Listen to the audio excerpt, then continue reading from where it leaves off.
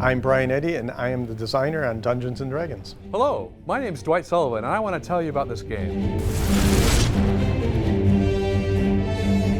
The Tyrant's Eye is the name of our story. The Tyrant's Eye is fitting because it has sort of a double meaning. Depending on the path you take through the game to get to one of the three endings, you're going to fight one of three different tyrants. The story begins with Tiamat. Tiamat is the queen of evil dragons. She's a five-headed dragon, and she's banished, and she's trying to get back, and that's a bad thing. You don't want the queen of evil dragons to come back to the overworld because, you know, she'll rain terror on the land. And you're trying to stop her, even though in the beginning you don't know it.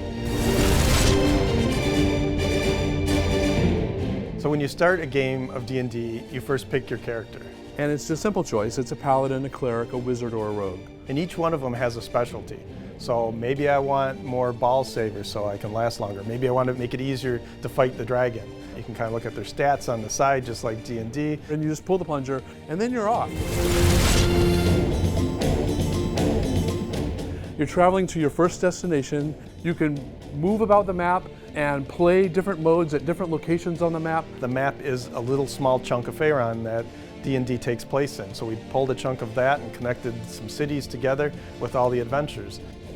Whenever you're in town, there's at least one arrow flashing that lets you choose what do you want to do next. So you shoot that shot, the right ramp, and it'll take you to a screen where you can select travel to someplace else or play a mode here in this town. And if you choose to travel to somewhere else, then it puts you in travel mode, and you have to make 3 shots to get to the next place where you're going. So Pismo is our merchant, but what's kind of neat is he has a shop in all 7 locations on the map. But what you can buy in each location is different. And there's really cool, big, expensive things, and you can only get them in one time in one location. So like you can buy an extra ball, you can buy health potions that help you survive in one of the longer dungeons. You can buy magic items like magical swords and armor and things like that. During these travels, you may get attacked by some type of monster and you have to take them out before you can get onto the city. And then a lot of the story elements, you're also fighting. The game has this whole battle system. Some monsters have more hit points, some monsters attack faster, some monsters attack slower, some monsters move around. This is a pinball version of D&D, but you also have your other party members. Whenever you choose a character, like let's say you chose the paladin, the game automatically assigns a party to go with that paladin. If it's a single player game, you'll have 3 party members. If it's a 2-player game, you'll have 2 additional party members. So there's always 4 members of your party. So when you make a shot, your other players roll the dice, and you'll see this up in the display, and that will determine how much damage they cause. So that's like a little touch of D&D in the game, and they actually help you then to defeat the monster.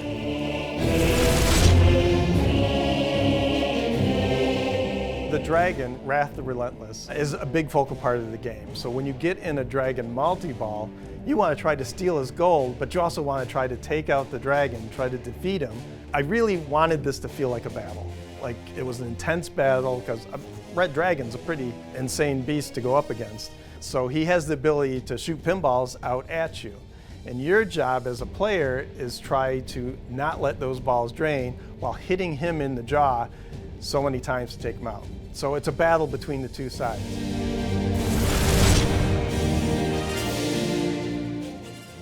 But don't worry, we've equipped you with a player-activated shield. Just hit the action button and a physical shield will pop up between the flippers to protect you. So the action button in the game, when it's flashing orange, if you tap it, it'll raise your shield if your shield is lit. If you want to relight your shield, you can complete the bottom lanes. The shield is pretty cool. Sometimes, if you just let the ball kind of rest on the shield and then flip, it might make a shot for you. Stern's new pin safe system is the ability for Insider Connected to save whatever data you have and retrieve it back down to that game when you log in. Every single character is a different save. Like you can play your paladin, he can pick up where he left off, and it's completely different from when you play your cleric. Not only is it just stats of your character, but it's also your location, what you've completed, your pathway on the storyline, the choices that you made. You pick up right where you left off. There's an amazing amount of content in this game, and everyone can see it because the game just keeps picking up where it left off.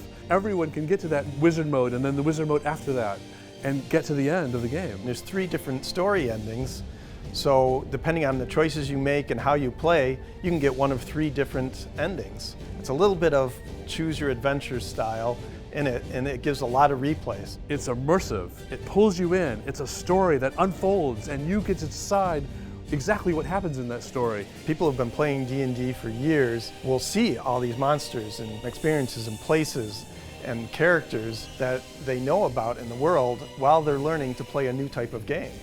I think it's pretty epic.